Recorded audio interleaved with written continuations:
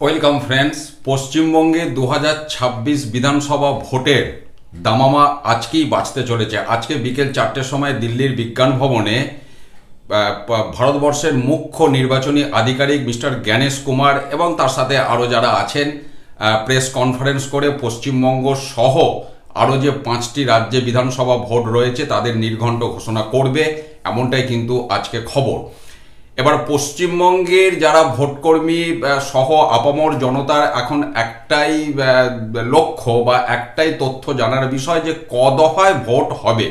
অতীতে 7 দফা 8 দফায় বিভিন্ন সময়ে বিভিন্ন বছর বিধানসভা ভোট সম্পন্ন হয়েছে পশ্চিমবঙ্গে, তবে এবছরের দফা যে কিছুটা কমবে এটা নিশ্চিত করেই বলা যায়। এবং যেটা বিভিন্ন মহল থেকে খবর যেটা শোনা যাচ্ছে বা একটা আভাস মিলছে, 2 থেকে 3 দফায় হয়তো পশ্চিমবঙ্গে বিধানসভা ভোট হতে পারে এবং প্রথম দফার ভোট 15ই এপ্রিলের পর সংগঠিত হবে।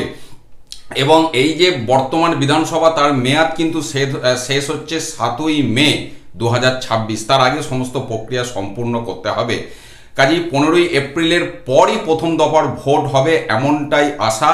এবার আজকে ভোটের নির্ঘণ্ট প্রকাশিত হওয়া মানে নির্বাচনী আচরণবিধি লাগু হয়ে যাচ্ছে এবং তার পরপরই কিন্তু আপনার ভোটের ট্রেনিং বা এই সমস্ত বিষয়গুলি এসে যাচ্ছে।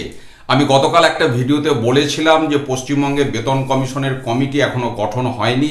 আজকে ভোটের ঘোষণা হলে তার আগে এটা হয়ে যাবে, এখনও আমরা সেটাই আশা করব। তো যাই হোক, আপামর ভোটকর্মী আপনারা যারা রয়েছেন, ভোটের বিভিন্ন ভিডিও বা বিভিন্ন ব্যাপারে আমাকে বলেন বা আমার ভিডিওগুলো দেখেন, তো আপনাদের জন্য বলছি সেই বিষয়ে কোনো চিন্তা নেই। যেমন যেমন ট্রেনিংয়ের আপডেট আসবে বা অন্যান্য আপডেট আসবে ভোট সম্পর্কিত, আমি সমস্তটাই আপনাদের সাথে শেয়ার করব। আজকে আপাতত এটুকু তথ্য, বিকেল 4টের সময় আপডেট সামনে আসুক, আপনারাও জানতে পারবেন।